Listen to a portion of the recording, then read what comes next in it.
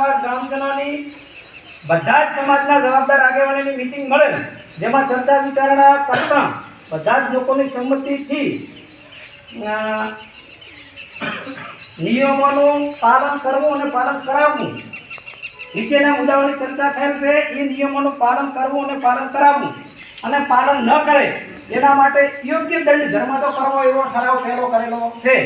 એમાં મુદ્દા નંબર 1, તનવાડ ગામ અને તનવાડ ગામના સીમાડાની હદમાં કોઈએ દારૂ દેશી કે ઇંગ્લિશ ઉકાળવું નહીં કે બહારથી લાવીને વેચવું નહીં, એવું સદંતર બંધ કરેલ છે. આ મુદ્દા નંબર 1.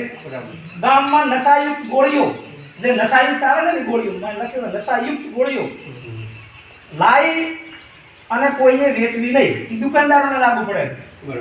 ગામમાં કે ગામની બહાર જાહેર સ્થળો ઉપર દારૂ પીધેલી હાલતમાં દારૂ પીને ફરવું નહીં, દેખાડો કરવો નહીં, નકે એનો દંડ 1100 રૂપિયા લેવામાં આવશે. ચરસ ગાંજા જેવા પદાર્થો ગામમાં લાવીને વેચવા નહીં. 1-2 વાર રજૂઆત કરવામાં આવશે, રજૂઆતને અંતે ન માને તો એના માટે પોલીસ કાર્યવાહી થશે. એને કોઈ કહેવા થશે નહીં, સીધી પોલીસને જાણ કરવામાં આવશે. તનવાડ ગામમાં દારૂ ઉકાળે કે બહારથી લાવીને વેચે તેના માટે ₹11,000 દંડ કરવાનો ઘણા લોકોના અભિપ્રાય જાણી અને 11,000 દંડ કરેલ છે. બરોબર. ગામમાં ચરસ ગાંજો લાવે અને વેચે અને તે મારું થાય તો એનો પણ 11,000 દંડ નક્કી કરેલ છે. જાહેર સ્થળે વિધેલી હાલતમાં ફરે અને દેખાડો કરે અને દારૂડિયો છે એવું દેખાય તો એનો 1100 રૂપિયા દંડ કરવો. 1100 રૂપિયા બરાબર.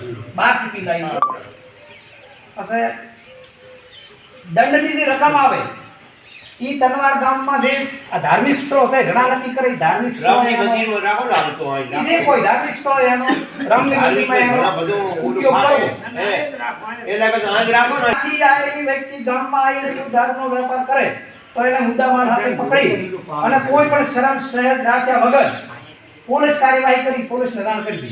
એમાં જ આપણે કઈ હેડો આપણે આનામાં કેસ નથી કરાવવો તો એમાં જા આપણે રમણો રાખવાનો છે. પોલીસ દંડ નહીં. હવે આનું પાલન થાય એના માટે એક વાહમાંથી 2 જણા એવા આપણે 7 વાહ આપણે કરતા 2 નહીં કદાચ 2 જણા માટે એટલે 35 જણાના નામ લખીને રાખવાનું. ઘર એકબીજાના કરે પણ આનો નિર્ણય લેવાનો હોય 35 જણા. આ તો બધી આખા ગામ સમિતિમાંથી પણ હવે કોઈને શેર સામે રાખવાની ગમે તેવા કઈ દેવાનું વાત પૂરી થાય.